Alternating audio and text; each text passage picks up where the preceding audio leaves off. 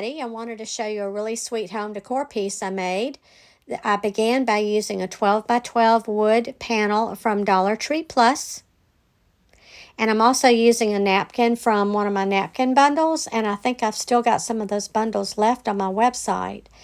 I began by painting my wood panel with Waverly chalk paint, and the color I'm using is called Plaster.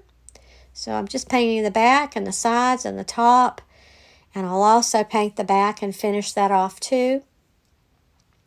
And now, as always, we're going to give our paint a really good dry before we start applying the napkin. So I'm going to take some Mod Podge and spread that all over the back of the panel there.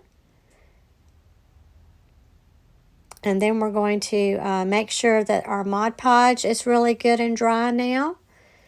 You want it dry because we're going to be using the iron-on method. So now I'm going to separate my napkin. It has 3 plies, so I'm removing 2 of the plies. And we're going to lay it down and look for the placement there. And I think I'm pretty happy with the way it looks.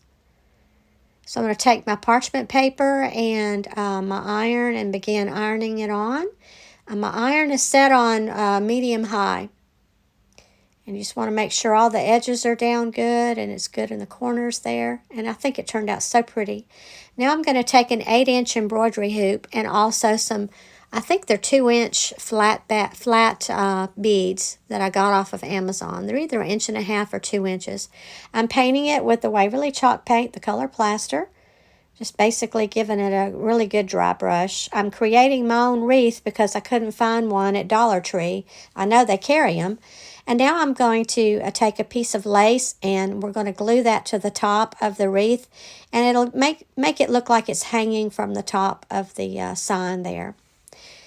And I think that looks really good. I glued it to the top. And now I'm using a 9-inch spindle. And I use the Dixie Belle Crackle. And I'm beginning to...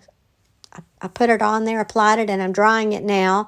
I painted the bottom, the underneath side with Dixie Belle Weeping Willow, and now I'm using the plaster on top of that and giving it a really good dry. And there's what it looks like all crackled up.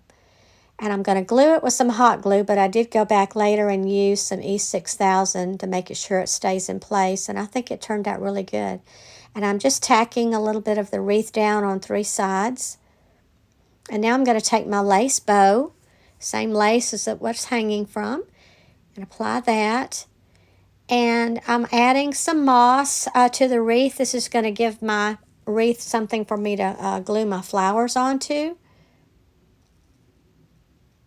And I began gluing some really pretty pink roses that I found from Hobby Lobby over in the his and her section, the wedding section. And I'm just continuing to glue and apply these sweet little roses. I love that color combination with that green. It's so pretty. Just continuing to add more flowers, and I think I even added more after I did the video. I think I needed one right there on the bottom. I kind of going over, along one side. Instead of both sides, I'm just going around one side of the wreath. I'm adding some green wreath that I also got at Hobby Lobby. And I'm using some, isn't that pretty? I'm using some Baby's Breath, also from Hobby Lobby, and I'm gluing that in between. And I've got sprigs of some mint leaves in greenery I'm also adding to it too. And I took some corners that I got from the Rust Covered Cottage by Christina, some wood corners. I had painted those and crackled them, and I'm using Stick Fast to glue those to each corner. And there you go. I just think it turned out so pretty. This is a keeper for me. I absolutely love it. I love the colors, and I can't wait to use it in my home.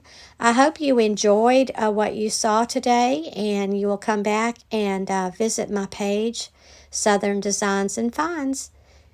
And y'all have a great day.